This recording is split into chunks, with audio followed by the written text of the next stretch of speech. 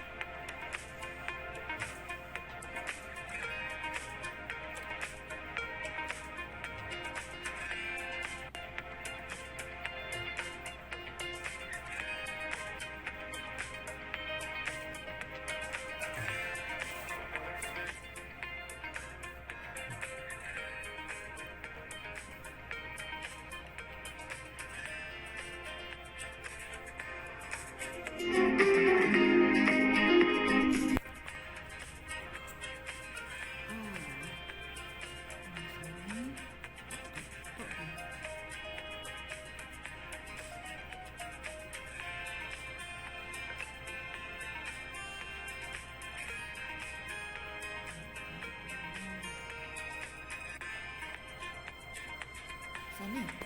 Sesani. Sani. Oh, Sani. Dulu.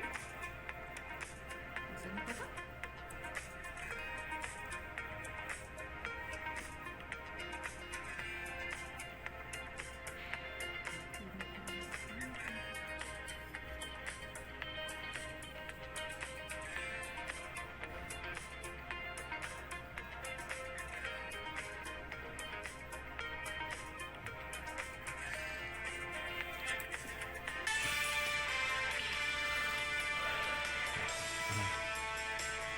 This is Bloomberg Surveillance live on Bloomberg TV and radio for our audience worldwide.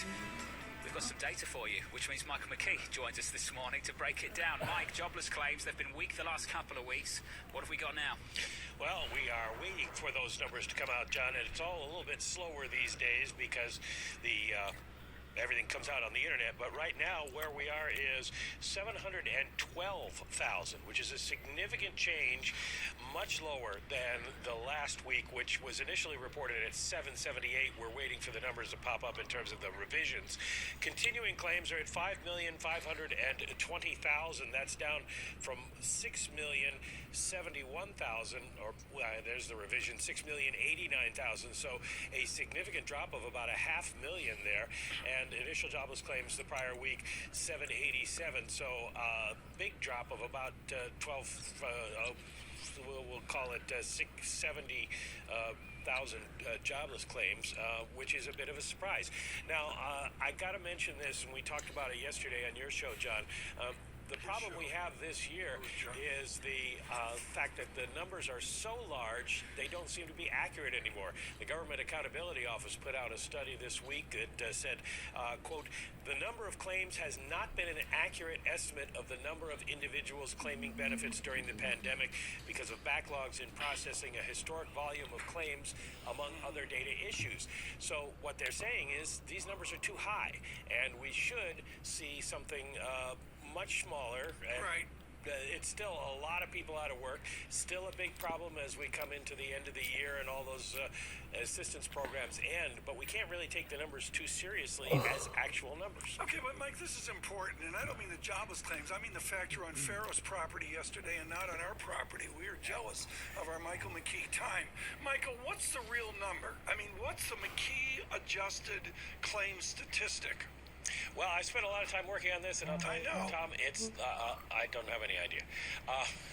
The GAO did not say that they had a precise figure. They just say there's so much duplication in the numbers. There's a lot of fraud, and there's so many back applications that haven't been finished yet that they don't really know. They know it's high, but they don't think it's probably 712,000. All right, Mike, so then do these numbers matter? I mean, can we rely on them for anything? You can rely on the fact that they are large, and it will factor into thinking in Washington about the fiscal cliff that comes December 31st. I mean, you got, according to these numbers, and even if they're wrong, as of November 14th, in the middle of last month, there were 20 million people who were still getting benefits of some sort. Have that, and you've got 10 million, and that's still a lot of people who will fall off the rolls if they don't get an extension to their benefits. Michael McKee, thanks so much on the jobs report. It's just fascinating, the number trend here. It used to be easy. You look at the 4-week moving average and move on. I guess we can't do that anymore. We'll have much more on this, and of course, Michael McKee tomorrow on Jobs Day. Really important here, this first look at the November data. Right now, we've been talking about this all morning. Perfect timing to speak to Kit Jukes, Societe Generale. Yes, on foreign exchange, but he wonderfully folds it into the political economies of the world's financial system. Kit Jukes, let me start with the why. Why is the euro appreciating?